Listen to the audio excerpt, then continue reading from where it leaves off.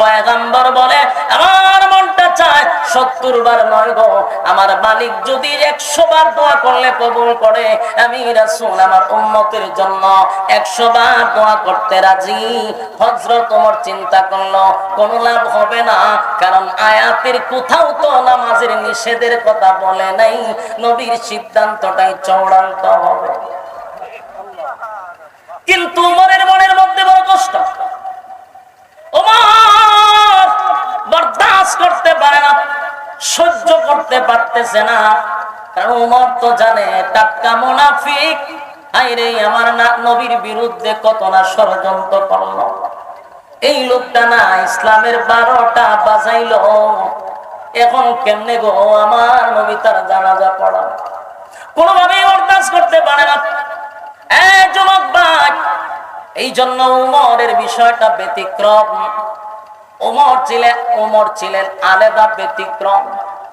যদি নবীর পরে কোন নবী আসতো তাহলে আল্লাহ নবী বলেন উমর রে আল্লাহ নবী বানায়া দিত, জোরে কোন সুবহান। মেজাজ ছিল মারাত্মক। ইসলামের ব্যাপারে যদি কেউ কটূক্তি করে হযরত ওমর এটা বরদাস্ত করতে পারতো না। যুবক ভাই, হযরত ওমর বরদাস্ত করতে পারলো না। নবীর সিদ্ধান্ত হলো জানাজা পড়াবে, কিন্তু হযরত ওমর নবীর আয়াত শুনাইলো বটে, কিন্তু নবী বলল ওমর রে আয়াতের কোথাও তো নামাজের কথা নিষেধ নাই। হযরত ওমর দাঁড়ায় আছে, মনটা বেশি ভালো না, আসমানের দিকে বারবার তাকা, বারবার আসমানের দিকে তাকাইয়া হযরত ওমর বলতেছিল আল্লাহ দুয়ার কথা নিষেধ করলেন, জানাজার কথাটা নিষেধ করে দেন।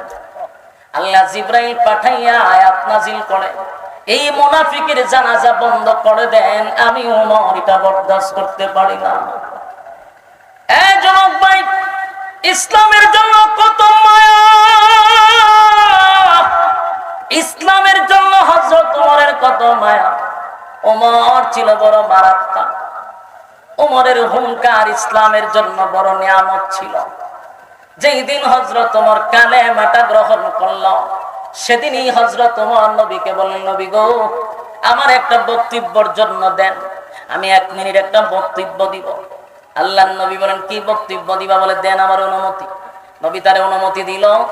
হযরত ওমর দাঁড়াইয়া মক্কার মধ্যে দাঁড়াইয়া বলতে লাগলো, মক্কার লোকেরা কে আসো আমার সামনে আসো, যার স্ত্রী বিধবা করতে চাও আমি ওমরের তরবারির নিচে আসো, যার সন্তানগুলি এতিম করতে চাও আমি ওমরের তরবারির নিচে আসো। আজকের থেকে আমি ঘোষণা দিলাম লা ইলাহা ইল্লাল্লাহু মুহাম্মাদুর রাসূলুল্লাহ সাল্লাল্লাহু আলাইহি ওয়াসাল্লাম। 80 নম্বর আয়াত তেলাওয়াত করছি। এই 80 নম্বর আয়াতে আল্লাহ রাব্বুল আলামিন ১৫০০ বছর আগে কি মেসেজ আমাদেরকে দিছে এটা আমাদের বোঝা দরকার। এবং ওই ১৫০০ বছর আগের যে কথাগুলি কিয়ামত পর্যন্ত এটার হুকুম থাকবে, এই অনুযায়ী আমরা আমল করা দরকার। কোরআন এমন একটা গ্রন্থ, এটা বিশেষ কোন প্রেক্ষাপটে নাজিল হয়েছে, কিন্তু তার হুকুমটা থাকবে কিয়ামত পর্যন্ত। আমার কথা যদি আপনারা বুঝুন তাহলে কিন্তু হা না বলবেন। এক্সাম্পল দিলে বুঝতে সুবিধা। পর্দার ব্যাপারে আয়াত নাজিল হয়েছে কত সনে, কত বছর আগে? ১৫০০ বছর আগে। এই পর্দার আয়াত নাজিল হয়েছে ১৫০০ বছর আগে। এখনো এই আয়াত আসেনি, এটার হুকুম আসেনি। নামাজের ব্যাপারে আয়াত নাজিল হয়েছে ১৫০০ বছর আগে, এখনো এই হুকুম আছে না নাই? তার মানে নাজিল হয়েছে ১৫০০ বছর আগে, কিন্তু হুকুম থাকবে কিয়ামত পর্যন্ত। আমি যে আয়াতটি কারিমা তেলাওয়াত করছি নাজিল হয়েছে ১৫০০ বছর আগে, কিন্তু হুকুম থাকবে কিয়ামত পর্যন্ত। এই আয়াতে আল্লাহ বলেন ইস্তাগফির লাহুম আও লা তাস্তাগফির লাহুম ইন তাস্তাগফির লাহুম ৭০ মাররাতান ফালান ইয়াগফিরাল্লাহু লাহুম। যালিকা বিআন্নাহুম কাফারু বিল্লাহি ওয়া রাসূলিহি ওয়াল্লাহু লা ইয়াহদিল কওমাল ফাসিকিন। এই আয়াতে আল্লাহ বলেন যে আপনি নবী যদি, খুব খেয়াল করবেন, আল্লাহ তার নবীরে বলতেছেন আপনি নবী হয়েও যদি 70 বার কোন মুনাফিকের জন্য দোয়া করেন, আমি আল্লাহ আপনার দোয়া কবুল করব না। আপনারা কিছু বুঝছেন নি? বুঝলে বইয়া দেখবেন, হা না করলে সুবিধা হয়, বলে আমি বুঝি যে বুঝছি না। 1500 বছর আগে আল্লাহ বলছে আপনি নবী মুনাফিকের জন্য যদি 70 বারও দোয়া করেন, আমি আল্লাহ আপনার দোয়াটা কবুল করব না। কারণ আপনারা বুঝেনি মুনাফিক কত সাংঘাতিক ডেঞ্জারাস, মুনাফিক কত নিকৃষ্ট, যে নবী দোয়া হোক বদদোয়া হোক সাথে সাথে সেকেন্ডের ভিতরে কবুল হয়। সেই নবীকে আল্লাহ বলেন আপনি একবার করে 70 বার কইয়া দেখুন, আমি কবুল করতে রাজি না। কেন? ইস্তাগফির লাহুম আও লা তাস্তাগফির লাহুম ইন তাস্তাগফির লাহুম 70 মাররাতান ফালান ইয়াগফিরাল্লাহু লাহুম যালিকা বিআন্নাহুম কাফারু বিল্লাহি ওয়া রাসূলিহি ওয়াল্লাহু আ'লাম ওয়া রাসূলিহি। আল্লাহ বলেন যে মুনাফিক আল্লাহ এবং রাসূলের সঙ্গে, ফাসিকিন মুনাফিক আল্লাহ এবং রাসূলের সঙ্গে কুফরি করছে।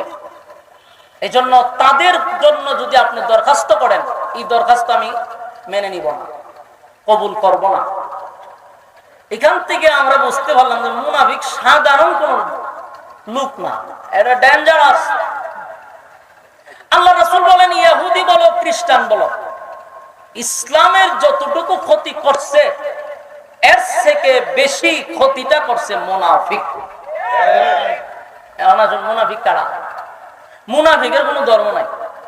বলেন মুনাফিকের কোনো ধর্ম নাই। নাস্তিকের যেমন কোনো ধর্ম নাই, মুনাফিকেরও কোনো ধর্ম নাই। মুনাফিক সিনাটা হলো সবচেয়ে কঠিন। মুনাফিক সিনা কেন কঠিন? কারণ যে মুনাফিক তারা তো আপনি চিনতেছেন না। এই লোকটার লেবাসের দিক দিয়ে আপনি তারে ফালাই দিতে পারবেন না, বরং কোনো কোনো সময় মুনাফিকের ফাঁক দিয়ে আপনি আমার থেকে বড় হয়। মুনাফিকের জুব্বা আপনি আমার থেকে বড় হয়।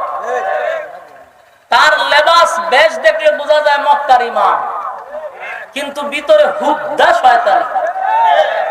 বাস্তব না বাস্তব? সমাজের মানুষ আমরা মুনাফিক চিনতে ভুল করি, খালি বেশ দেখলেই বোঝা যায় না। প্রথমেই বলছি যে মুনাফিকের লেবাস মক্কার ইমামের চেয়েও বেশি দেখা যায় মাঝে মধ্যে, কিন্তু ভিতরে শয়তান। রাসূল আরবি সাল্লাল্লাহু আলাইহি সাল্লামের যুগে জিবরাইল আলাইহিস সালাতু ওয়াস সালাম রাসূলের কাছে একটা লিস্টি দিছে। লিস্টিটার মধ্যে মুনাফিকের সিরিয়াল ছিল যে এই এরা কিন্তু মুনাফিক। এই লিস্টি আল্লাহ ডাইরেক্ট জিবরাইলের মাধ্যমে রাসূলের কাছে পাঠাইছে। আল্লাহর রাসূল মুনাফিকের লিস্টিটার প্রথম নাম্বারে যার নামটা দেখছে, রাসূল আশ্চর্য হইছে। আশ্চর্য কেন হইছে? যার নামটা 1 নম্বরে, এই লোকটা রাসূলের পিছনে নামাজ পড়ে। কিতাব উচ্চ নাইরলবাসী কার পিছনে নামাজ পড়ে? কথা কন্যা কিতাব লাগি রাসূলের পিছনে নামাজ পড়ে ব্যক্তিটা মুনাফিকের লিস্টের প্রথম নম্বরে তার নাম। বলুন তো দেখি, লোকটার লেবাস কোন দিক দিয়ে কমতি ছিল? রাসূলের মাথায় ফাগরি, বেচারার মাথা তো ফাগরি। রাসূলের মুখে দাড়ি, বেচারার মুখেও দাড়ি। রাসূলের শরীরে জুব্বা, বেচারার শরীরেও জুব্বা। রাসূলের পকেটে মিসওয়াক, বেচারার পকেটেও মিসওয়াক। মাগুমা পুরা তো দরবেশ, কিন্তু লিস্টের প্রথম নম্বরে ব্যক্তির নাম। এখান থেকেও বোঝা গেল রাসূলের যুগে যদি রাসূলের পিছনে নামাজ পড়া মুনাফিক হয়, এখনকার যুগে আমরার সাথে চললেও মুনাফিক হওয়ার সম্ভাবনা আছে। এজন্য মুনাফিক থেকে সাবধান। জাহান্নামের সবচেয়ে নিকৃষ্ট জায়গায় মুনাফিকের স্থান হবে। ইহুদি খ্রিস্টানদের ব্যাপারে বলা হয় না, বলা হয়েছে মুনাফিকের সবচেয়ে নিকৃষ্ট জায়গায় তাদের স্থান হবে, কারণ ক্ষতিটা এরা বেশি করছে। মুনাফিক তো চিনা যায় না, এরা চলবে আপনার সাথে বসবে আপনার সাথে, উঠবে আপনার সাথে, খাইবে আপনার সাথে, সুযোগ পাইলে আপনাকে শেষ করবে। সুযোগটা পাইলেই আপনার পিছন দিয়া তারা কোরআন মারবে। এই জন্য ইসলামের যুগ যুগ থেকে মুনাফিকরা ক্ষতিটা বেশি করছে। বহুবার রাসূল মুনাফিকরে ধরছে, সরাসরি যুদ্ধের ময়দানে গিয়েও মুনাফিকরা ধরা খাইছে, হুদায়বিয়ার সন্ধিতে গিয়েও মুনাফিকরা ধরা খাইছে। সম্মানিত সুধী, এই মুনাফিকদের ব্যাপারে আল্লাহ আয়াত নাজিল করে জানাইছে, আপনি একবার না 70 বারও যদি দোয়া করেন আমি দোয়া কবুল করব না। আব্দুল্লাহ ইবনে উবাই ইবনে সুলুল ছিল মুনাফিকের সর্দার, মানে লিডার। এই লোকটা ইসলামের অনেক ক্ষতি করছে। এটা সাহাবায়ে কেরামও কিছু বুঝতে পারছে যে লোকটা বেশি সুবিধার না। রাসূলও জানতো হে যে মুনাফিক, কিন্তু কারো কাছে এটা বলে নাই। সাহাবায়ে কেরামরাও বুঝতে পারছে যে হে ইসলামের দুশমন, কিন্তু ডাইরেক্ট মুনাফিকরে ধরা যায় না, মুনাফিকরে ধরা ছোঁয়ার বাইরে থাকে।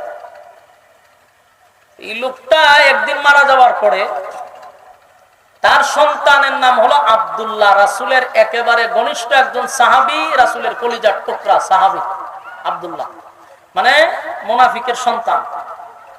রাসূলের কাছে আইসা দুঃখ প্রকাশ করলো, হুজুর আজকের দিনটা আমার মনটা বড় খারাপ। রাসূল দেখে তার চোখ দিয়া পানি পড়তেছে।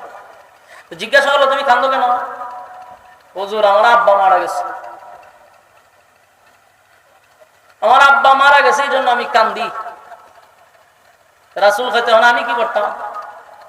আব্দুল্লাহ, হুজুর আমি জানি যে আমার বাপ বেশি সুবিধার ছিল না, আমার বাপ যে শয়তানের খারাজিল কি আছেন এটা আপনিও জানেন আমিও জানি, কিন্তু আমার তো বাপ, আমার বাপ, এই জন্য আমার কষ্ট লাগে। খারাপ ছিল, ইসলামের ক্ষতি করছে, কিন্তু বাপ তো আমার কষ্ট লাগে। আল্লাহ রাসূল বলেন, আমার কাছে কেন আছে এটা কও? হুজুর আমার বাপ ইসলামের অনেক ক্ষতি করছে, আপনার ব্যাপারেও গভীর ষড়যন্ত্র করছে। আমি জানি আমার বাপ জাহান্নামে যাবে, কিন্তু আমার দিলটাও বলে, আমার মনটা বলে, আপনি নবী যদি আমার বাপের জানাজাটা ফিরে দেন, তাহলে আপনি নবীর জানাজার বরকতে আব্বারে আল্লাহ মাফ করে দিতে পারে। কথা কি বুঝতেছেন? এটা হলো মুনাফিকের ছেলের বক্তব্য, যে আপনি নবী যদি জানাজা পড়ায় দেন, তাহলে আমার দিলটাই সাক্ষী দেয় আমার আব্বার আল্লাহ মাফ করে দিতে পারে। রাসূলের দেখেন দয়া মায়া কতটুকু। এজন্য আল্লাহ বলেন, ওমা আরসালনাকা ইল্লা রাহমাতাল লিল আলামিন। আমি আমার রাসূলকে রহমত স্বরূপ পাঠাইছি, দয়া মায়ার কোনো অভাব নাই।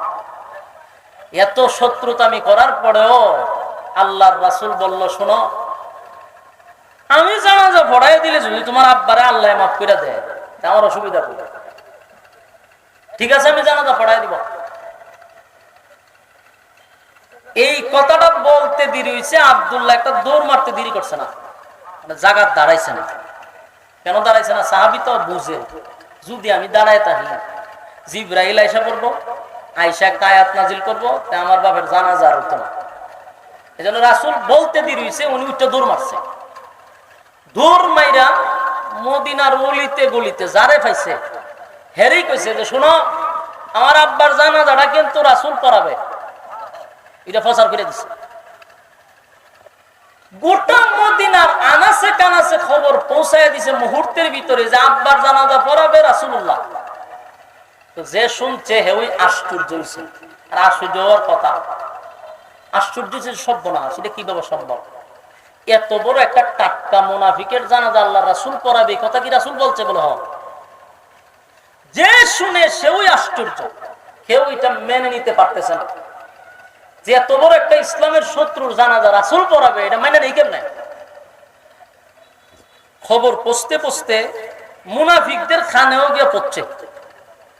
1000 মুনাফিক শুনছে যে রাসূল জানাজা পড়াবে তাদের লিডারের জানাজা। মুনাফিকরা কয় করে সারা জীবন আমরা আব্দুল্লাহর পুত্র মুহাম্মদের বিরোধিতা করলাম, সারা জীবন ইসলামের ক্ষতি করলাম, সেই ইসলামের নবী জানাজা পড়াবে আমাদের নেতা, চল জানাজা দেখে আসে। বলুন তো দেখি, জানাজা পড়তে যায় না দেখতে যায়? দেখতে যায়। অন্যদিকে এই খবর গে হচ্ছে হযরত উমরের খানে। খলিফাতুল মুসলিমিন উমর, নরম না গরম? গরম, সাংঘাতিক গরম। উমর শোনার পরে আর বরদাস্ত করতে পারতেছে না, খুব রাগ হয়েছে। হযরত উমরের সিদ্ধান্ত হলো কখনোই হতে পারে না, টাটকা মুনাফিক, জীবনটা ভর ইসলামের ক্ষতি করছে, জীবনটা ভর আমার রাসূলুল্লাহর বিরুদ্ধে ষড়যন্ত্র করছে, এমন ব্যক্তির জানাজা রাসূল করাবে, হতেই পারে না। হযরত উমর জানাজার মাঠে দৌড়ে চলে গেছেন, গিয়া দেখে চতুর্দিক দিয়া মানুষের আনাগোনা শুরু হয়েছে। হযরত উমর ছিলেন সমস্ত সাহাবীদের মধ্যে ব্যতিক্রম, যে সবাই আসছে একরকম সুরত নিয়ে, আর হযরত উমরের চেহারাটা লাল হয়ে গেছে রাগে, বরদাস্ত করতে পারতেছে না। সব সময় খেয়াল রাখবেন, ইসলামের ক্ষতি হয় আমরা নিজ চোখে দেখতেছি, আমরা বুঝতেছি, এরপর আমাদের মধ্যে দেখবেন অসংখ্য আলেমরা এটা সহ্য করতেছে। আবার কিছু আলেমরা দেখবেন এর প্রতিবাদ করতে গিয়া জেল পর্যন্ত খাটতেছে। সব আলেমরা কি এক? সাহাবীরা তো নিঃসন্দেহে তার আল্লাহর কাছে কবুলিয়ত, কিন্তু এদের মধ্যে একজন উমর ছিলেন ব্যতিক্রম। এই জন্য উমরের মেজাজ মতে আল্লাহ কোরআনের আয়াত নাযিল করতেন। উমর আর অন্যান্য সাহাবীর মতো না। আমাদের উলামায়ে কেরামদের মধ্যে সব আলেমরা একরকম না, মেজাজ একরকম না। আমাদের সামনে গুনাহ হচ্ছে, আমাদের সামনে ইসলাম বিরোধী কাজ চলতেছে, এরপরও আমরা এগুলো সহ্য করতেছি, দেখার পরও আমরা কিছু বলতেছি না। বললে যদি আবার সাইড দেওয়ালের ভিতরে যেমন লাগে। আবার কিছু আলেমরা তাদের এমন হুঙ্কারে প্রতিবাদ করতে গিয়া বছরের পর বছর দোষ ছাড়া নির্দোষ 3 বছর 4 বছর কারাবন্দী হয়ে থাকতে হবে। শেষে যখন সাইড দেওয়াল থেকে বাহির হয়, যেই সমস্ত হলুদ মিডিয়ারা বলছিল যে এই সমস্ত অপরাধে তাদেরকে জেলের ভিতরে বন্দী করা হয়েছে, এই হলুদ মিডিয়ারা আবার এখন বলে যে কোনো অপরাধই ছিল না, এগুলা ষড়যন্ত্র ছিল। তো সবার বক্তব্য একরকম হয় না। হযরত উমরের বক্তব্যটা ছিল সবার মধ্যে একটু আলাদা। হযরত উমর গিয়া দেখে সবাই তো আসছে জানাজা পড়বার লাগি, আর উমর গেছে রাসূলকে কিভাবে জানাজার থেকে বিরত করা যায়। এখন রাসূলের কাছে গিয়া ডাইরেক্টর রাসূলকে অর্ডার করতে পারে না, আদেশ করতে পারে না যে আপনি জানাজা পড়ায়েন না। রাসূলের কাছে গিয়া আদেশ করা যায় না, অর্ডার দেওয়া যায় না, এটা আদব। কিন্তু উমর তো ডাইরেক্ট গিয়ে রাসূলকে বলতে পারতেছে না, করতো কি, জানাজা আটকাইবো কিভাবে? তখনই হযরত উমর আমার তেলাওয়াতকৃত আয়াতটা বারবার তেলাওয়াত করতে শুরু করছে। সুবহানাল্লাহ। কোন আয়াত? সূরা তাওবার 80 নম্বর আয়াত। বলেন কোন আয়াত? সূরা তাওবার 80 নম্বর আয়াত। হযরত উমর রাসূলের চতুর্দিকে ঘুরতেছে আর এই আয়াত পড়তেছে, ইস্তাগফির লাহুম আও লা তাস্তাগফির লাহুম ইন তাস্তাগফির লাহুম 70 মাররাতান فلن يغفر الله لهم ذلك بأنهم كفروا بالله ورسوله والله لا يهدي القوم الفاسقين। এই আয়াত ঘুরতেছে আর পড়তেছে। সুবহানাল্লাহ সুবহানাল্লাহ। বারবার খলিফাতুল মুসলিমিন উমর যখন রাসূলের চতুর্দিকে ঘুরে আর আয়াতগুলি পড়তেছিল, আল্লাহর নবীর বুঝার আর বাকি নাই। নবীজি বুঝতে পারছে ওমর বারবার আমার চতুর্দিকে ঘুরে আর আয়াতগুলি কেন পড়তেছে। আল্লাহর নবীর চতুর্দিকে ঘুরে আর জোরে জোরে জোরে জোরে জোরে জোরে ইস্তাগফির লাহুম আও লা তাস্তাগফির লাহুম ইন তাস্তাগফির লাহুম 70 মাররাতান فلن يغفر الله لهم ذلك بأنهم كفروا بالله ورسوله والله لا يهدي القوم الفاسقين। আয়াত কারিমা হযরত ওমর রাসূলের চতুর্দিকে ঘুরে আর এই আয়াতগুলো যখন পড়তেছিল, আল্লাহর নবী বুঝতে পেরে বলেন, ওমর রে, এই আয়াত তুমি আমার কান পর্যন্ত বারবার বারবার কেন পড়তেছ? এই আয়াতের মধ্যে আল্লাহ স্পষ্ট বলে দিল, এই নবী যদি মুনাফিকের জন্য একবার নয় গো 70 বার যদি আমি মুনাফিকের জন্য দোয়া করি, আমার আল্লাহ আমারে ঘোষণা দিল 70 বার দোয়া করলেও মালিক আমার দোয়া মুনাফিকের জন্য কবুল করবে না। বুঝতে পারছি কেন বারবার বারবার এই আয়াত তুমি আমার কান পর্যন্ত পৌঁছায়া দিচ্ছ। আমার বোঝার বাকি নেই। ওমর রে, তুমি কি বোঝাইতে চাও? হযরত ওমর বলেন, নবী গো, ডাইরেক্ট তো আপনাকে কিছু বলতে পারি না, আপনি আল্লাহর পয়গম্বর, কিন্তু আমার ভিতরের জ্বালা যন্ত্রণা সহ্য করতে পারি না, আমি বরদাস্ত করতে পারি না। যে লোকটা জীবনটা ভর আপনি নবীর বিরোধিতা করল, জীবনটা ভর ইসলামের ক্ষতি করল, যে লোকটা আপনাকে মারার জন্য গভীর ভাবে ষড়যন্ত্র করল, কেমনে গো আপনি নবী তার জানাজা পড়ার জন্য মাঠে আসছেন? আমি আমার বরদাস্ত করতে পারি না গো নবী, আপনাকে অর্ডার দিতে পারলাম না, এই জন্য আমি কোরআনের আয়াত আপনার কান পর্যন্ত বারবার পৌঁছায়া দিচ্ছি। এখন নবীজি, আপনি এই মুনাফিকের জানাজা পড়ায়েন না গো নবী। আল্লাহর নবী বলেন, এই আয়াতের মধ্যে রব্বে কারীম কোথাও, এই আয়াতের কোথাও তো আল্লাহ একবারও বলে নাই যে আমি জানাজার নামাজ পড়াইতে পারবো না। এই আয়াতের মধ্যে কি আছে কোথাও যে জানাজার নামাজ আপনি পড়ায়েন না? এই আয়াতে আল্লাহ বলছেন 70 বার দোয়া করলেও আমার মালিক দোয়াটা কবুল করবে না, কিন্তু আমার মালিক একবারের জন্য বলে নাই যে আমি নামাজ পড়াবো না। এ উম্মত, আমার আল্লাহ এত দয়া মায়া কেন দিল বল? আমি নবীর ভিতরে এত মায়া, আমার মালিক বলছে 70 বার দোয়া করলেও দোয়াটা কবুল করবে না, কিন্তু আমি নবীর ভিতরে এত মায়া, এত দয়া আল্লাহ কেন দিল? আমার মনটা চায় রে, আমার মনটা চায়, আমার মালিক 70 বার বলছে, আমার মনটা চায় আমি 100 বার গুনাহগারের জন্য দোয়া করি। আমার মালিক যদি 100 বার দোয়া করার বরকতে আমার গুনাহগার উম্মতকে মাফ করে দেয়, আমি রাসূল খুশি। জোরে কোন সুবহান। এ যুবক ভাই, এ নবীর কত মায়া দেখছনি?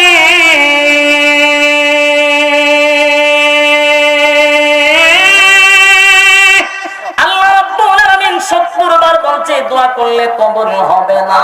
পয়গম্বর বলে আমার মনটা চায় 70 বার নয় গো, আমার মালিক যদি 100 বার দোয়া করলে কবুল করে, আমি রাসূল আমার উম্মতের জন্য 100 বার দোয়া করতে রাজি। হযরত ওমর চিন্তা করলো কোনো লাভ হবে না, কারণ আয়াতের কোথাও তো নামাজের নিষেধের কথা বলে নাই, নবীর সিদ্ধান্তটাই চূড়ান্ত হবে।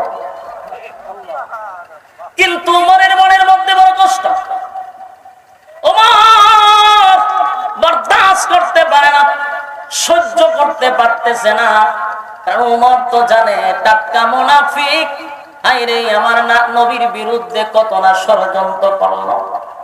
এই লোকটা না ইসলামের 12টা বাজাইলো, এখন কেমনে গো আমার নবী তার জানাজা পড়া? কোনোভাবেই বরদাস্ত করতে পারে না। যুবক ভাই, এই জন্য উমরের বিষয়টা ব্যতিক্রম। উমর ছিলেন আলাদা ব্যতিক্রম। যদি নবীর পরে কোন নবী আসতো তাহলে আল্লাহ নবী বলেন উমর রে আল্লাহ নবী বানায়া দিত। জোরে কোন সুবহান। মেজাজ ছিল মারাত্মক। ইসলামের ব্যাপারে যদি কেউ কটূক্তি করে হযরত ওমর এটা বরদাস্ত করতে পারত না।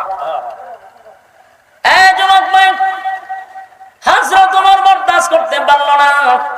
নবীর সিদ্ধান্ত হলো জানাজা পড়াবে, কিন্তু হযরত ওমর নবীরে আয়াত শোনাইলো বটে, কিন্তু নবী বলল ওমর রে আয়াতের কোথাও তো নামাজের কথা নিষেধ নাই। হযরত ওমর দাঁড়ায় আছে, মনটা বেশি ভালো না, আসমানের দিকে বারবার তাকায়, বারবার আসমানের দিকে তাকাইয়া হযরত ওমর বলতেছিল, আল্লাহ দুয়ার কথা নিষেধ করলেন, জানাজার কথাটা নিষেধ করে দেন। আল্লাহ জিবরাইল পাঠাইয়া আয়াত নাজিল করে, এই মুনাফিকের জানাজা বন্ধ করে দেন, আমি ওমর এটা বরদাস্ত করতে পারি না। এই যুবক ভাই, ইসলামের জন্য কত মায়া, ইসলামের জন্য হযরত ওমরের কত মায়া। ওমর ছিল বড় মারাত্মক, ওমরের হুঙ্কার ইসলামের জন্য বড় নিয়ামত ছিল। যেই দিন হযরত ওমর কালেমাটা গ্রহণ করল, সেদিনই হযরত ওমর নবীকে বললেন, নবী গো, আমার একটা বক্তব্যের জন্য দেন, আমি 1 মিনিট একটা বক্তব্য দিব। আল্লাহর নবী বলেন, কি বক্তব্য দিবা? বলে, দেন আমার অনুমতি। নবী তারে অনুমতি দিল। হযরত ওমর দাঁড়াইয়া মক্কার মধ্যে দাঁড়াইয়া বলতে লাগলো, এ মক্কার লোকেরা, কে আসো আমার সামনে আসো, যার স্ত্রী বিধবা করতে চাও আমি ওমরের তরবারির নিচে আসো, যার সন্তান গুলি এতিম করতে চাও আমি ওমরের তরবারির নিচে আসো। আজকের থেকে আমি ঘোষণা দিলাম, লা ইলাহা ইল্লাল্লাহ মুহাম্মাদুর রাসূলুল্লাহ সাল্লাল্লাহু আলাইহি ওয়াসাল্লাম। আবু জাহিল্লা বক্তব্য শুননা ঘর থেকে বাইরেছে, কেডায় রে, ওই কেডারে তোমার বক্তব্য দেয়? ঘর থেকে বাকির হইয়া যখন দেখে হযরত ওমর তরবারি হাতে লইয়া বক্তব্য দেয়, আবু জাহিল্লা আবার দৌড় মাইরা ঘরে গিয়া দরজা লাগাই দিছে, ওই সব বানাস সব বানাস, ওমরের তরবারির সামনে গেলে আমার সন্তান এতিম হবে। সেই ওমর অন্যায়টা পছন্দ করে না। হযরত ওমর আসমানের দিকে তাকায় আর বলে, মালিক আপনি আয়াতটা নাজিল করে দেন, দোয়া নিষেধ করছেন, এবার নামাজটাও বন্ধ করে দেন গো। আল্লাহর নবী নামাজের জন্য প্রস্তুতি নিবে, এমন সময় নবী আব্দুল্লাহ ইবনে উবাই ইবনে সুলুল এত বড় মুনাফিকের সামনে গিয়া নবী দাঁড়াইয়া নবীজির জবান মোবারক থেকে টুকটুকু লাগাইছে, টুকটুটা নিয়া আব্দুল্লাহ ইবনে উবাই ইবনে সুলুলের মুখে লাগায়া দিছে। সুবহানাল্লাহ। বাড়ি গিয়া এত বড় মুনাফিকের মুখে নবীর তুতু লাগাইছে, সমস্ত সাহাবীরা অবাক। আল্লাহর নবী বলেন, আব্দুল্লাহ রে, আমি নবীর মুখের তুতু তোর আব্বার মুখে লাগাইছি কেন জানোস? তোর আব্বারে যেন আমি নবীর মুখের তুতুর বরকতে আল্লাহ মাফ করে দেয়। কথাগুলি দিলের কান লাগায় শুনেন, এখান থেকে আমাদের শিকার আছে, শিকার আছে, বুঝার আছে। আমি আপনাদেরকে একটা পর্যায়ে নিয়ে প্রশ্ন করব, তখন আপনারা উত্তর দিবেন। সামনে প্রশ্ন আসতেছে, এই ঘটনার থেকে বুঝার আছে, বুঝার আছে, শিকার আছে। জীবনের সবচেয়ে বড় গুরুত্বপূর্ণ কথা মনোযোগ দিয়া শুনেন। নবীজির মুখের তুতু দাম আছে না নাই? নবীর মুখের তুতু লাগায়া দিল আব্দুল্লাহ ইবনে উবাই ইবনে সুলুল মুনাফিকের মুখে লাগায়া বলেন, আল্লাহ যেন তুতুর বরকতে মাফ করে দেয়। সমস্ত সাহাবীরা অবাক হয়ে গেল। হযরত ওমর বরদাস্ত করতে পারতেছে না, নবীর যত মায়াই দেখা, ওমর কিন্তু খুশি না। ওমর আরো রাগে লাল হয়। কিছুক্ষণ পরে আল্লাহর হাবিব নিজের জুব্বাটা খুলছে, কইলা মুনাফিকরে কাপন স্বরূপ পড়ায়া দিছে। সুবহানাল্লাহ। বাড়ি গিয়া এ যুবক ভাই, এ নবীর জুব্বার কত দাম, কত দাম, কত দাম। নবীর জুব্বা সাধারণ নয় গো, নবীর জুব্বাটা সাধারণ নয়। সাহাবীরা এমন দৃশ্য দেখিয়া মাটিতে পয়রা গইরাইয়া গইরাইয়া গইরাইয়া কান্দে আর বলে, সাহাবী হইয়া নবীর জুব্বা পাইলাম না, নবীর জুব্বাটা পাইলাম না। একটা টাটকা মুনাফিক হইয়া কেমনে গো নবীর জুব্বাটা পাইল? বরদাস্ত করতে পারি না। সাহাবীরা গইরাইয়া কান্দে, গইরাইয়া কান্দে। হযরত ওমর আরো রাগান্বিত হয়ে গেল, কেমনে রে এত বড় মুনাফিক নবীর মতো একটা পয়গম্বরের জুব্বা একটা মুনাফিকে পাইলো, আমি কেমনে বরদাস্ত করি? সাহাবীরাও কান্দে, আমরা জুব্বা পাইলাম না, মুনাফিকে কেমনে জুব্বা পায়? সুবহানাল্লাহ। আল্লাহর নবী বলেন, আব্দুল্লাহ শুন, আমি তোর আব্বারে জুব্বা কেন দিলাম জানোস নি? তোর আব্বারে জুব্বা কেন দিলাম জানোস? আমি এমনি এমনি তোর আব্বারে জুব্বা দেই নাই। বদরের যুদ্ধে যখন সাহাবীরা শাহাদাত বরণ করছে, হায় রে, তাদেরকে কাপন পরানোর মতো কোনো কাপন নাই। সাহাবীরা নিজের শরীরের জুব্বাগুলি খুলে খুলে সাহাবীদেরকে কাপন পরাইয়া দাফন করতেছে। এমন সময় আমার চাচা আব্বাস রাদিয়াল্লাহু তাআলা মোটা ছিল, স্বাস্থ্যবান ছিল, লম্বা ছিল, যা তার জুব্বা আমার চাচার পরনে লাগে না। আব্দুল্লাহ রে, সেদিন তোর আব্বা চোখ শরমে লজ্জা নিজের জুব্বাটা খুলে আমার চাচারে কাপন স্বরূপ পড়ায়া দিছিল। আমি তোর আব্বার কাছে ঋণী ছিলাম, আজকে আমি নবীর জুব্বাটা দিয়া ঋণ থেকে আমি মুক্ত হয়ে গেলাম। একটা জবান বন্ধ রাখবেন না, জোরে কোন আল্লাহু আকবার। আরো জোরে কোন আল্লাহু আকবার। ঈমানের আওয়াজ দিয়ে বলেন আল্লাহু আকবার। আমার নবীর কত মায়া দেখছনি? একটা মুনাফিকরে নবীর জুব্বা পরায়া দিল গো, নবীর জুব্বা পরায়া দিল, নবীর জুব্বা পাইল মুনাফিক। আর নবী বলেন, আমি আমার জুব্বা তোর আব্বারে পরায়া দিলাম, আমি তোর আব্বার মুখে তুতাও লাগায়া দিলাম। উপস্থিত সাহাবীরা কান্দে, এই দৃশ্য দেখে আফসোস করে। এমনকি হযরত ওমর রাগে রাগান্বিত হইয়া চতুর্দিকে তাকায় আর আসমানের দিকে তাকায় আর বলে, মালিক, জানাজার নামাজ বন্ধ করে দেন। আল্লাহর হাবিব সেখানে উপস্থিত 1000 মুনাফিক এই জানাজার নামাজে উপস্থিত হইছে। জানাজা পড়ার জন্য নয় গো, জানাজা দেখার জন্য আসছে। কথা কি বুঝতেছে? জানাজা দেখার জন্য আসছে। কেন? যেই লোকটার বিরোধিতা জীবনটা বর আমাদের নেতায় করল, যেই লোকটার বিরোধিতা জীবন বর আমাদের নেতায় পড়ে গেল, সেই নেতার জানাজা আব্দুল্লাহর পুত্র মুহাম্মদ কেমনে পড়াবে, এই দৃশ্যটা দেখার জন্য আব্দুল্লাহ ইবনে উবাই ইবনে সুলুলের যতগুলা কর্মী ছিল সব জানাজার ময়দানে আসছে জানাজার নামাজটা দেখার জন্য। 1000 মুনাফিক এই দৃশ্যটা দেখে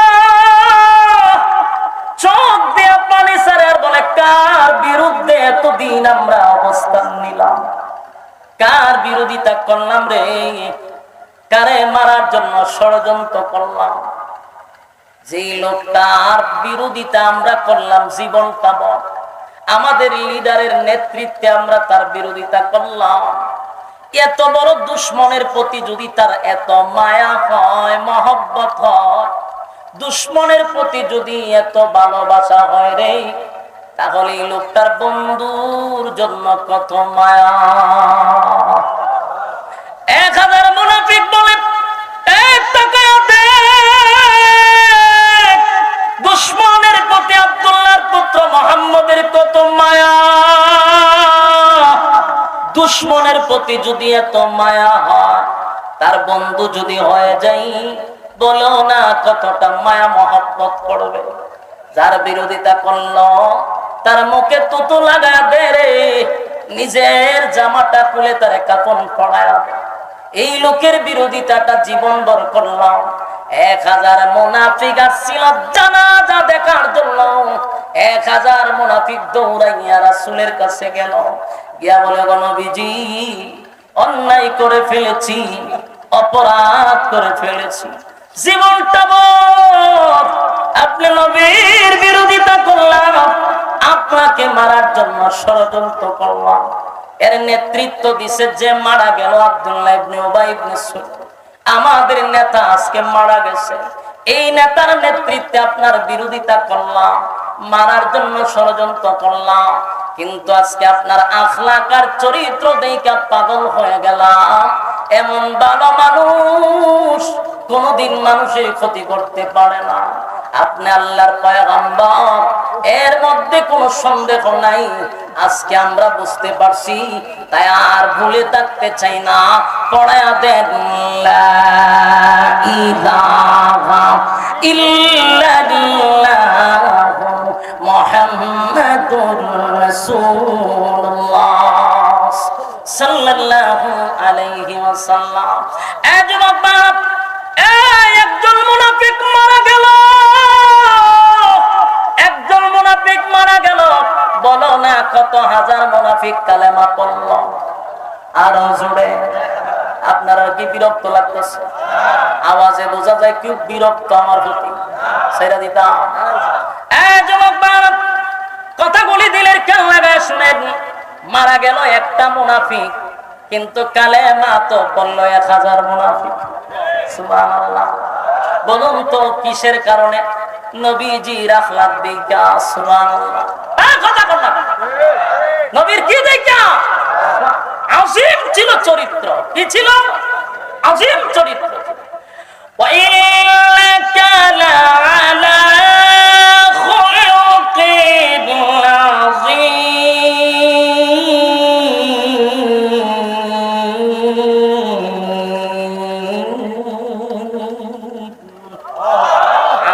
চরিত্র, নবীর চরিত্র দেখা 1000 মুনাফিক কালেমা পড়ছে।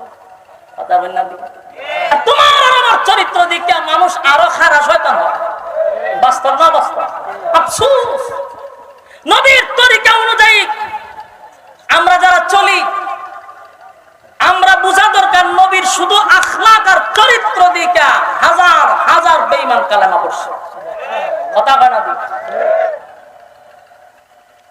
আমরা যারা নবীর আদর্শ অনুযায়ী চলতে চাই, আমাদের চরিত্র ঠিক করা দরকার। আজকে আমাদের আখলাক দেখলে ইসলাহ না হইয়া আরো ইসলামের মানুষ না কষ্ট পাইতেছ। বাস্তবতার দিকে বলতেছি। আমার বাড়ি হবিগঞ্জে, তেলিয়াপাড়া আমার বাড়ি। আর আপনার বাড়ি মনে করুন আইডল না, আইডল এটা আইডল। আমার বাড়ি কোন তেলিয়াপাড়া। মানে আমি যদি কোনো ভুল করে থাকি, আপনি আইডল বই আমার বিরুদ্ধে বক্তব্য দিয়ে আমার বালা করতে পারবে। কথা কই না দি? আপনার ভিতরে যদি উম্মতের প্রতি এত দরদই থাকে, উম্মতের প্রতি এত মায়াই থাকে, আপনার উচিত আইডল থেকে আমার কাছে যাওয়া। আমার কথাটা আপনারা একটু মনোযোগ দিয়ে শুনেন। আমি জানি বিরুদ্ধে আছে অনেক, কিন্তু বালিশের সঙ্গে মাথা লাগায় কথাগুলো একটু অ্যানালাইজ করেন। আপনার যদি উম্মতের প্রতি মায়া মহব্বত থাকে, তাহলে আইরল না তাইকে আপনি যাইবেন তেল্লাবেড়া গিয়ে আমারে বুঝাইবেন যে আমি ভাই উম্মতের দরদি, আপনারা আমি ইসলাহ করতে আসছি। কিন্তু আপনার বাইরে আইরল, আমার 14 গোষ্ঠী আপনি কেন বই উদ্ধার করতেছেন সোশ্যাল মিডিয়ার সামনে। এটা যখন আমার কাছে যাইবো আমি দেখবার, তখন আপনার প্রতি আমার ভক্ত শ্রদ্ধা বাড়বে না কমবে? কারণ আপনার উদ্দেশ্য তো আমার ইসলাহ করার না। আপনার উদ্দেশ্য হইলো সব সময় আপনি আলোচনায় থাকতে চান। আপনি যখন দেখেন আপনার আর কোনো তৌফিক নাই, আপনি যখন দেখেন আপনার আলোচনার আর কোনো সূত্র নাই, তখন করতেন কি? একটা না একটা কথা বললে তো আপনি ট্রেন্ডিং এ থাকতেইব। তখন আপনি মানুষের দোষগুলা টাইনা টাইনা না বিভিন্ন মঞ্চে বসা ওই 100 কিলোমিটার দূরের বিরুদ্ধে আপনি লাগাই দিচ্ছেন। এর দ্বারা ইসলাহ হয় না, বরং পিছলা হয়। এটা উম্মতের প্রতি আপনার দরদ না, উম্মতের প্রতি আপনার দরদ নয়। এগুলা কতদিন আর চলবে? এবার বন্ধ হওয়া দরকার। কথা বল, বন্ধ হওয়া। রাসূলের উম্মতের প্রতি যদি আপনার দরদ থাকে, মায়া থাকে, মহব্বত থাকে, তাহলে আপনি আমার কাছে যাইবেন, আমি আপনার কাছে যাব। যদি আমার উদ্দেশ্য থাকে ভালো, আর আমার উদ্দেশ্য হলে আমি সব সময় একটা আলোচনায় থাকতে চাই, তাহলে তো আমার যে কোনো একটা টপিক তো গায়ে করতে হবে, যে আমার আলোচনা থাকতেই হবে। তাহলে আপনার উদ্দেশ্য ভালো না, আপনার উদ্দেশ্য বড় খারাপ। সম্মানিত শুধু রাসূলের মায়া আর মহব্বত দেখেন উম্মতের প্রতি, যার আদর্শ দেখে 1000 মুনাফিক কালেমা পড়ছে। আর আমরা কটা দিন ধরে সোশ্যাল মিডিয়ায় দেখতেছি অবস্থা, এর দ্বারা আলেমদের কাছ থেকে মানুষ অনেক দূরে চলে যাচ্ছে। আমি আফসোস করি ভাই, আস্তে আস্তে এমন একটা সময় আসবে মানুষ উলামায়ে কেরামদেরকে আর ইজ্জত করবে না। কারণ আমরা গুতাগুতি, আমাদের মধ্যে যে গুতাগুতি শুরু হয়েছে, 2 দিন পরে আমাদের কাছে দোয়া লেগে যাইতে আমাদের কাছে আয়, কিছুদিন পরে আমরা কি এখন যে ভাই সাহেব আমাদের দোয়া করো, আমরা লক্ষণ বেশি ভালো ফান থেকে চুন ফললো খামড়াই দিল না কে রে বা। তোমার ভিতরে যদি দরদ থাকে তুমি পার্সোনাল নাম্বারে ফোন দেব। গত কিছুদিন ধরে দেখতেছি আমার একটা সঙ্গীত এখনো বাইরেছে না, এখনো এটা রিলিজই হয় নাই, যা শুধু আমি রেকর্ড করতাম গেলাম, এটা 30 সেকেন্ডের ভিডিওটা সারা হয়েছে, এটা নিয়ে সমালোচনা শুরু করে দিছে, এখনো রিলিজই হয়েছে না। কেন? তোমার আর অন্য কোনো আলোচনা নাই, সারাটা দিন বইয়া খালি খার কোন দোষ আছে এটি বইয়ে বইয়ে নোট করে ডায়েরিতে, এরপরে এই নোটটা দেয় মিডিয়ার কাছে যে তুই কিন্তু সময় মতো আমার কাগজটা ধরাই দিস, কারণ আমার কিন্তু এখন আলোচনা থাকতে পারতেছি না, কারণ বড় বড় বাংলার বাগরা বাইরেছে, এখন আমার খাওয়া নাই, আমার মার্কেটও খাওয়াই তুইব, আর খাওয়াইতে গেলে আমার কাছে কাগজ দিস, আমি কিছু আলোচনা থাকতেই, কারণ ভাইরাল ব্যক্তিদের ব্যাপারে যদি কথা না বলি আমি তো ভাইরাল হতে পারবো। এই মন মানসিকতার থেকে বাইরে আসতে হবে, এই কুরুচিপূর্ণ মন মানসিকতার থেকে বেরিয়ে আসতে হবে। ইজ্জতের জায়গায় আছেন, ইজ্জতের জায়গায় থাকেন। একটা সময় মানুষ মাথা, বাংলাদেশের মানুষ যত চিনেন, সম্মান দিতে দিতে আসমানও তুলে আবার জুতা দা পিড়ায় আপনি সালাম, এটা বাংলাদেশ কথা না দি। আমরা বাংলাদেশে একজন বক্তা আছে শাইখ আহমদুল্লাহর সাথে যে লাগছে, এখন তারে কিন্তু আমরাই উঠে উঠেছি, কারণ আমরা এবার নিচে নামাইতেছি, কেরে কত আবেগ কেরে, আপনারা উড়াইবার সময় স্মরণ থাকে না, লামাইবার সময় স্মরণ থাকে না, এগুলো হইল গিয়া বাউতাবাদী ছাড়া কিছু। একটা ফেসবুকে কিন্তু নাস্তিকরাও থাকে, রামবামরাও থাকে, খালি আলেমরা থাকে না। আমরা যে খামরা খামরি শুরু করছি, ফলাফল কিন্তু ভালো হবে না। আমার ক্ষুদ্র জ্ঞান থেকে বলি, একজনকে রাহবার মেনে বাংলাদেশের রাস্তা আমরা চলবো, যারে রাহবার মাইনা, কতক্ষণ ঠিক কিনা? এখন যেহেতু বাংলার বাঘ ফিরে আসছে, আমরা তারে রাহবার হিসেবে মানি, অসুবিধা। একজনের নেতৃত্বে চলেন, গুতাগুতি বাদ দেন, বাদ দিয়ে চলেন সামনের দিকে, আমাদেরকে দেখাইবার মতো কেউ থাকবে না। আর যেইভাবে খামরা খামরি শুরু হয়েছে, আমরা ফতনও বেশি সময় না। আল্লাহ আমাদের হেফাজত করুক, আমিন। সম্মানিত সুধী, রাসূল সাল্লাল্লাহু আলাইহি সাল্লামের শুধু আখলাক আর চরিত্র দিকা 1000 মুনাফিক ছিল, তামসা দেখবার লাগিয়া, তামসা দিকে কালেমা পড়ে নিছে। সুবহানাল্লাহ, এটা আদর্শ, রাসূলের আদর্শ ছিল। তো এখন মুনাফিকরা কালেমা পড়ছে, তেমন সবাই খুশি না? কথা বলেন না? জানাজার মাঠে সবাই খুশি পায়, সব বনায় 1000 মুনাফিক কালেমা পড়ছে, সবাই খুশি। কিন্তু একজন মানুষ আরো রাগে রাগান্বিত হইছে, উনি হলেন হযরত উমর। উনি রাগ হইল কেন? উনার রাগটা আরো বাড়ছে। কেন বাড়ছে? যে এতক্ষণ রাসূল আমাকে বলছে যে আয়াতের মধ্যে আল্লাহ বলছে শুধু দোয়া নিষেধ করছে, কিন্তু জানাজার কথা তো নিষেধ করে নাই।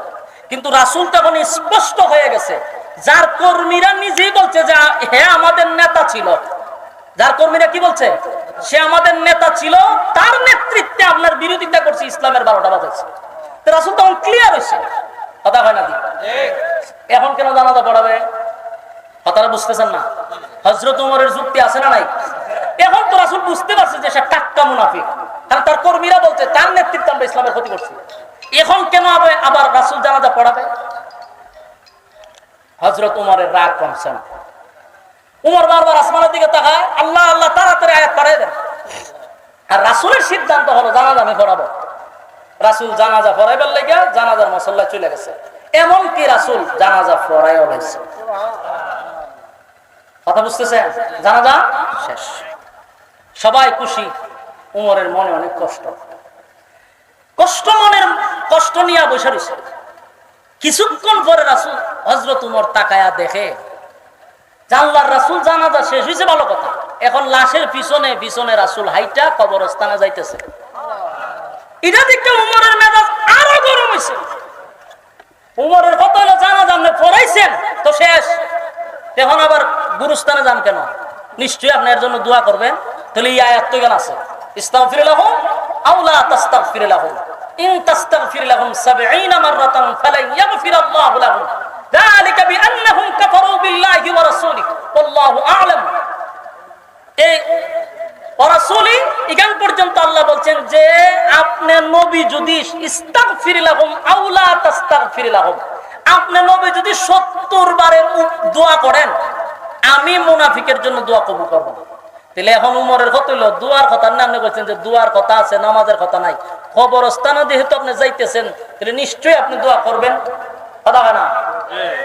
হযরত উমর এখন আরো রাগ হচ্ছে, রাগ হইয়া এখন তো উমর লাল হয়ে গেছে, বারবার বলতেছে আল্লাহ আপনি আয়াত নাযিল করে আগে রাসূলকে জানাই দিয়েছেন, দোয়া করলে কবুল হবে না। রাসূল তো এখন কবরস্থানে গেছে, দোয়া করবে।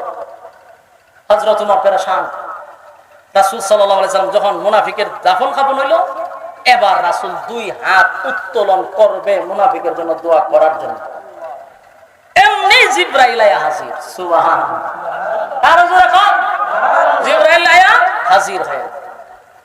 জিবরাইল বলেন আগে নবীজি দোয়াটা করেন, পরে আগে শুনেন আয়াত নাজিল হয়ে গেছে। সুবহানাল্লাহ। আপনি দোয়া করবেন না, আপনার উমরের সিদ্ধান্তটাকে আল্লাহ পছন্দ করছে। কার সিদ্ধান্ত? উমরের সিদ্ধান্ত আল্লাহ পছন্দ করছে। উমরের মেজাজ মতে আল্লাহ কোরআনের আয়াত নাযিল করছে। সুবহানাল্লাহ। এজন্য উমরকে বলা হয় মেজাজে ওহী। সুবহানাল্লাহ। যার মর্জি মেজাজ মতো কোরআনে প্রায় 21 জায়গা আল্লাহ আয়াত নাযিল করছে। কি বুঝলেন? এই যুবক ভাই, জিবরাইল আলাইহিস সালাতু ওয়াস সালাম এসে বলেন নবী গো দোয়া করবেন, পড়ে শুনেন আয়াত নাযিল হয়ে গেছে। আপনার উমরের সিদ্ধান্তটাই হলো চূড়ান্ত সিদ্ধান্ত। আপনার উমরের সিদ্ধান্তটা আল্লাহ বড় পছন্দ করছে। আগে নবী আয়াত কারিমা নাযিল করে আল্লাহ জানায়া দেয় ওয়ালা তুসাল্লি আলা আহাদিম মিনহুম মাতা আবাদা ওয়ালা তাকুম আলা কবরি। এখান পর্যন্ত আল্লাহ বলেন ওয়ালা তুসাল্লি আলা আহাদিম মিনহুম মাতা আবাদা ওয়ালা তাকুম আলা কবরি। নেক্সট টাইমে, পরবর্তীতে, ভবিষ্যতে আপনি আর কোন মুনাফিকের জানাজা পড়বেন না। এই মিয়া কিছু বুঝছেন না আপনারা? কিতাব বুঝছো? আয়াত উমরের মেজাজ মতো হইছে নি? কথা কই না দি। উমর কি চাইছিল? জানাজা নামাজ আল্লাহ বন্ধ করে দেন। আপনি বন্ধ করছেন নি? আল্লাহ কই ওয়ালা তুসাল্লি আলা আহাদিম মিনহুম মাতা আবাদান ওয়ালা তাকুম আলা কবরি। আপনি নেক্সট টাইমে মানে ভবিষ্যতে আর কোন মুনাফিকের জানাজা আপনি পড়াবেন না। এরপরে এখানেই শেষ না। ওয়ালা তুসাল্লি আলা আহাদিম মিনহুম মাতা আবাদান ওয়ালা তাকুম আলা কবরি। এরপর আল্লাহ বলেন কবরের সামনে দাঁড়াইয়া মুনাজাত করবেন না। কথা কই না দি। উমরের মেজাজ মতো হইছে নি? উমর চাইছিল কি? আল্লাহ দিছে কি? উমর যা চাইছিল আল্লাহ এই অনুযায়ী আয়াত নাযিল করছে। আল্লাহ বলেন ওয়ালা তুসাল্লি আলা আহাদিম মিনহুম মাতা আবাদান ওয়ালা তাকুম আলা কবরি। নবী গো ভবিষ্যতে আপনার কোনদিন মুনাফিকের জানাজা পড়বেন না। এমন কি মুনাফিকের কবরের সামনে দাঁড়াইয়া আপনি নবী দোয়া করবেন না। তাহলে আয়াত নাযিল করে দিল, আল্লাহর নামাজ নিষেধ করে দিল। এখন সময় যেহেতু কম, একবারে টাইম শেষ, এখন সংক্ষিপ্ত আকারে একটু বোঝানোর দরকার।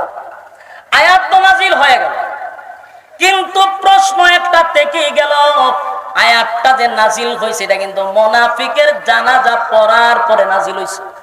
কথা হয় না? এই আয়াতটা যদি জানাজার আগে নাযিল হইতো তাহলে মুনাফিকের জানাজা আর পড়ানো হতো না। কথা হয় না? কিন্তু আয়াতটা কখন নাযিল হলো? মুনাফিকের জানাজা কমপ্লিট হয়ে গেল, আল্লাহ রাব্বুল আলামিন তখন আয়াতটাও নাযিল করলো। একটা প্রশ্ন থেকে যায়, কেন রে এই আয়াতটা আল্লাহ আগে নাযিল করলো না, আয়াতটা কেন পরে নাযিল করলো? এখানে প্রশ্ন। কথা কোন ঠিক? এই প্রশ্নের জবাব মুফাসসিরিনে কেরাম উল্লেখ করেছেন যে কেন আল্লাহ পরে নাযিল করলেন, আগে কেন নাযিল করলেন না। তার এক নাম্বার কারণ হলো আল্লাহর নবীর কথার বড় দাম, বড় দাম। সুবহানাল্লাহ। এই যুবক বালক, যে সময় আব্দুল্লাহ ইবনে উবাই ইবনে সুলুল মারা গেল। আব্দুল্লাহ ইবনে উবাই ইবনে সুলুলের ছেলে যখন নবীর কাছে গিয়া বলছে, নবী গো, আমার আব্বা মারা গেছে, আপনি নবী যদি জানাজা পড়া দেন তাহলে আমার দিলটা সাক্ষী দেয় আমার আব্বারে আমার আল্লাহ মাফ করে দিবে। কথা কোন ঠিক? এই আদাসিনী রাসূল কি বলছে? আমি জানাজা পড়ায়া দিলে যদি তোমার আব্বারে আমার আল্লাহ মাফ করে দেয় তাহলে আমি জানাজা পড়ায়া দিব। কথা কন, জানাজা পড়ায়া দিব। এই যে রাসূল বলছে জানাজা পড়ায়া দিব, এবং আব্দুল্লাহ করছে কি পুরা মদিনায় এটা ভাইরাল করে দিছে যে আমার বাপের জানাজা রাসূল পড়াবে বলে সবাই শুনছে, রাসূলও বলছে। এখন মানুষ আসছে জানাজা পড়ার জন্য, এই মুহূর্তে যদি আয়াত নাজিল করে আল্লাহ জানাজাটা বন্ধ করে দেয়, নবীর কথার ওজন থাকে না। কথা কি বুঝতেছেন? আমার নবীর কথার ওজন রাখার জন্য, নবীর কথার ওজন রাখার জন্য আল্লাহ আগে নাজিল করে নাই, পরে নাজিল করছে। এখন এতক্ষণের আলোচনার থেকে আমাদের শিকার কি, আমাদের বুঝার কি? এখানে সংক্ষেপে বলি, এতক্ষণের আলোচনার থেকে বুঝতে তো হবে কেন এই আলোচনা করলেন।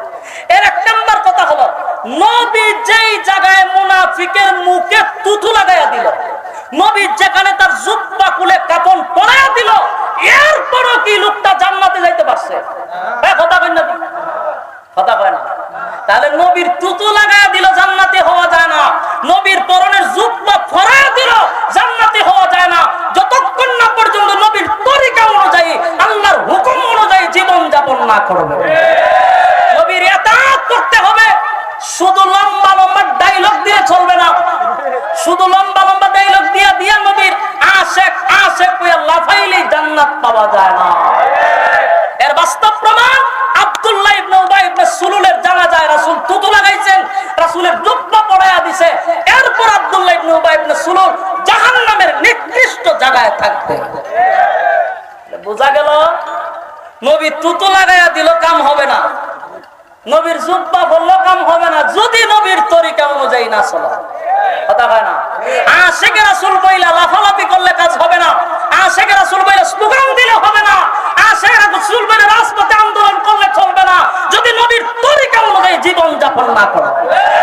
এখন ঠিক সম্মানিত শুধু আমাদের দেশে হুজুরে বাঙালি শুধু লাফায় বেশি বুঝে কম, লাফায় বেশি বুঝে কম। আবু লাহাব, আবু তালেব রাসূলের চাচা, রাসূলের জন্য জীবন দিতে প্রস্তুত ছিল। 50টা বছর রাসূলকে লালন পালন করলো, এরপর আবু তালেব জান্নাতে যেতে পারলো না, কারণ নবীর তরিকা অনুযায়ী জীবন যাপন না করার জন্য। ভালোবাসা কি কোনো কম ছিল? বরং সারা পৃথিবীর সমস্ত আশিকে রাসূল এক পাল্লায় তুললে আবু তালেবের একদিনের ভালোবাসার সমান হবে না। এজন্য আমাদের এই বক্তব্য থেকে শিখতে হবে যে এক নাম্বার হলো আল্লাহর হুকুম আর নবীর তরিকা অনুযায়ী জীবন যাপন করতে হবে। কারা কারা করবেন হাত তুলে দেখা যায়। লিল্লাহে তাকবীর, লিল্লাহে তাকবীর। পারবো তো ইনশাআল্লাহ? এই ওয়াদা করেন, পাক্কা ওয়াদা। কার তরিকায় চলবেন? রাসূলের তরিকায় চলবো ইনশাআল্লাহ। আল্লাহ কবুল করুক, সকলেই বলে আমিন।